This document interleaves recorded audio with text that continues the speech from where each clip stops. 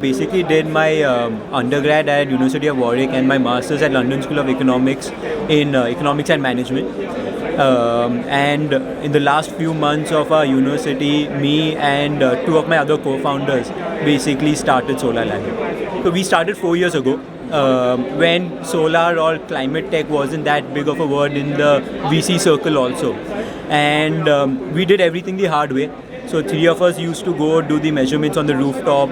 We used to go talk to investors for PPAs. Basically, we did the every single function that is there that a solar installer will do. We went and did that, and that's where we got all the learnings. And what we believe is that the last 4 years that we have been in the industry, what we invested in was the time to actually understand what is required by the industry and actually give a solution and provide a platform that the EPC installers really require.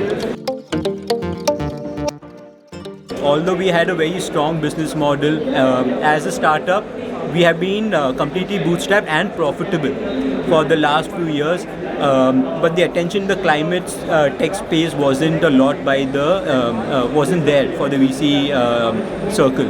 But that has changed in the last few years, and we were lucky enough to be one of the early movers in this industry. We must have pitched and spoken to at least 50, 60 or more, I don't know how many investors and VCs over the years.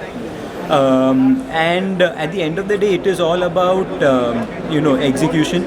While we were doing this, simultaneously we were concentrating on actually understanding industry and getting these EPCs on board, executing the procurement, financing, the working capital, everything, even without funding.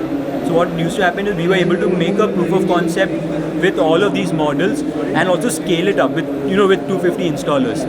And that was something that the investors really liked, and also our understanding of the end culture of the EPC installers, the solar installers.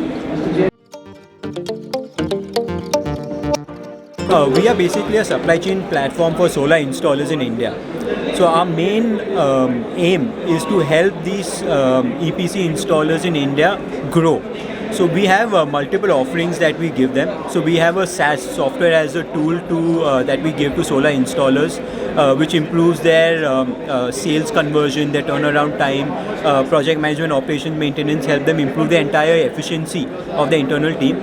On top of them, we also have a procuring and financing layer. The procurement and financing layer actually helps these EPC installers with cheaper procurement rates, and also important give working capital and rooftop solar loans to these EPC installers. So if you see in the last few years, the number of startups in the solar space have increased. There are a few more coming up almost every 6 months or so. The main thing that has happened is the VC investors have accepted solar or rooftop solar as a very growing and a big market for a scalable business to be built. And that is the biggest requirement for any investor. They want a big enough market. And that perception has changed. They are finally accepting rooftop solar as a big enough market for a VC-backed startup to grow very quickly. And going ahead, there are a lot of opportunities where we can actually, where problems can be solved, where startups can help add value. So I do see a lot more activity in this space in the next few months and years. We got few grants, and that is what started us and helped us be in the industry. So we got 3 grants. We got one from Niti Aayog and Government of Telangana and Goa. That was actually here in Hyderabad, where we got our first grant to actually start the startup. After that, we got grants from London School of Economics Generate program. That was a very big help. Then we got from Y Combinator Startup School.